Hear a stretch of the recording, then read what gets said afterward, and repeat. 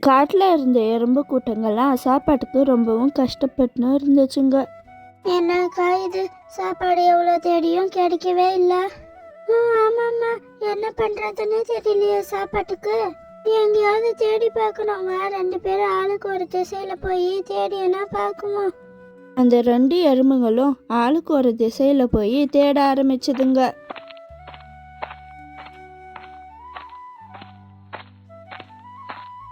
எவ்வளோ தூரம் தான் இந்த சாப்பாட்டுக்கு நடக்கிறது, காலே வலிக்குது. ஏதோ இருக்கே, என்ன அது? என்ன இது, இங்க யாரோ மனுஷங்க வந்து தங்கியிருக்காங்க போல. அப்பனா அவங்க சாப்பிட்டு கீழே போட்ட சாப்பாடெல்லாம் நம்ம எடுத்துன்னு போயிட வேண்டியதுதான்.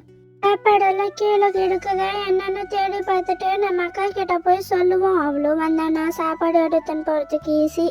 அக்கா சீக்கிரமா வா அக்கா, சாப்பாடு எங்க இருக்குன்னு நான் கண்டுபிடிச்சிட்டேன். இருட்டுறதுக்குள்ளே போய் 2 பேரும் சாப்பாடு எடுத்துன்னு வந்துடுவோம். நிறைய சாப்பாடு இருக்குக்கா. அப்படியேம்மா, கண்டுபிடிச்சிட்டியா? சரி சரி, சீக்கிரமா வா, போய் எடுத்துன்னு வந்துடுவோம்.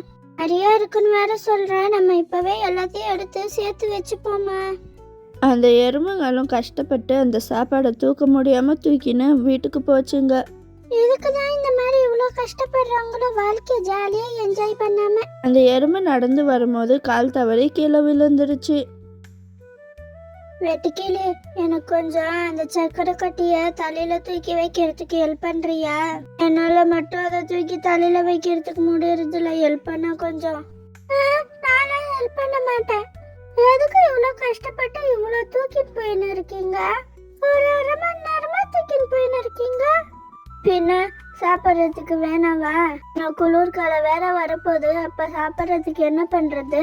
இப்பயே சேர்த்து வச்சுக்கணும் தானே. நீயும் ஒழுங்கா இப்பயே சேர்த்து வச்சுக்கோ. குளிர்காலத்துல நல்லா ஜம்முன்னு கால் மேல கால் போட்டுன்னு உட்காரலாம். சொல்றத சொல்லிட்டேன், ஒரு ஹெல்ப் கூட பண்ணல நீ. நான் உங்களை மாதிரி எல்லாம் கஷ்டப்பட்டு இருக்க மாட்டேன். இன்னைக்கு எதுக்கு இருக்குதோ அதை சாப்பிட்டுட்டு ஜாலியா வாழ்ந்துன்னு இருப்பேன். ஹெல்ப்பும் பண்ண மாட்டேன், ஒண்ணும் பண்ண மாட்டேன் போ. அந்த வெட்டுக்கிளி ஜாலியாக என்ஜாய் பண்ணின்னு அதோட வாழ்க்கையை வாழ்ந்துன்னு இருந்துச்சு. கொஞ்ச நாள் ஆனதும் குளிர்காலமும் வந்துச்சு.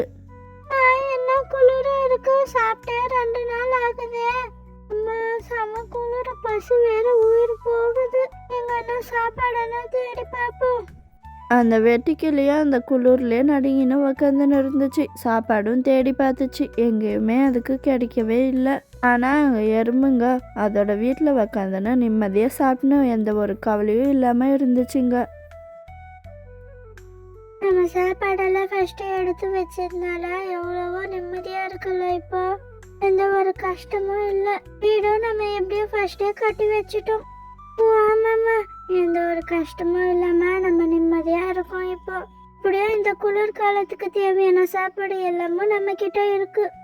அந்த வெட்டுக்கிளியும் வேற வழி இல்லாம எறும்புங்க கிட்ட போய் சாப்பாடு கேட்டுச்சு. சாப்பாடு எல்லாம் ஒன்றும் இல்லை, ஒழுங்கா இங்க இருந்து போயிடு. அன்னைக்கே என் தங்கச்சி சொன்னால, உனக்குன்னு ஒரு வீடு கட்டிக்கோ, சாப்பாடு சேர்த்து வச்சுக்கோ, குளிர்காலம் வரப்போகுதுன்னா நீ கேட்கல. அன்னைக்கு ஒரு சின்ன ஹெல்ப் பண்ணுனா பண்ணல நீ.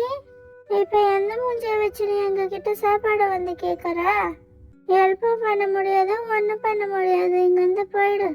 அதுக்கப்புறம் அந்த எறும்புகளுக்கு அந்த குளிர்காலம் ரொம்பவும் நிம்மதியாக இருந்துச்சு. ஆனால் வெட்டுக்கிளிக்கு ரொம்பவும் கஷ்டமாக இருந்துச்சு. இருக்கிறப்பவே கொஞ்சமாவது அந்த வெட்டுக்கிளி சேர்த்து வச்சிருந்தா இன்னைக்கு அந்த நிலைமை அதுக்கு வந்திருக்காது.